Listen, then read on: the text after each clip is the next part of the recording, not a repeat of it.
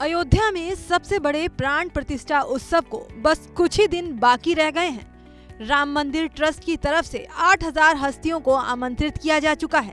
लगभग सभी लोगों ने निमंत्रण स्वीकार कर लिया है। वो बात अलग है कि न्योता स्वीकार करने के बाद भी कार्यक्रम में विपक्ष के कुछ नेता शिरकत नहीं करेंगे।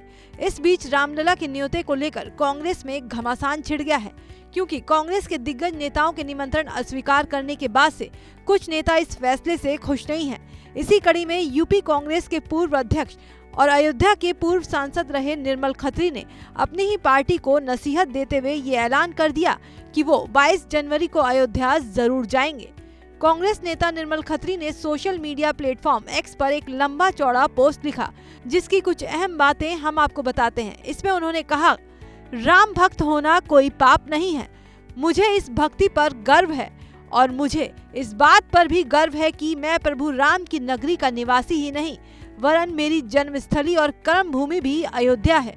सभी धर्मों के लोगों को अपने इष्ट देवों पर गर्व करना भी चाहिए। खुद को सच्चा राम भक्त बताते हुए निर्मल खत्री ने आगे लिखा, मैं धर्म के पाखंड का विरोधी, धर्म के सहारे राजनीतिक लाभ लेने के हथकंडे का विरोधी हूँ। ईश्वर के प्रति भक्ति और आस्था मुझ में है।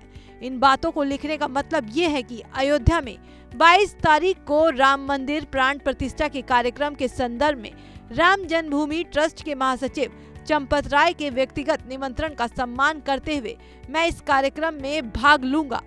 प्राण प्रतिष्ठा समारोह में जाने की घोषणा करने के साथ पूर्व सांसद ने अपनी पार्टी को नसीहत देते हुए कहा, किसी भी दल या संगठन की विचारधारा से लड़ाई वैचारिक आधार पर अपने संगठन को मजबूत करके ही की जा सकती है, ना कि कोई जवाबी इवेंट करके।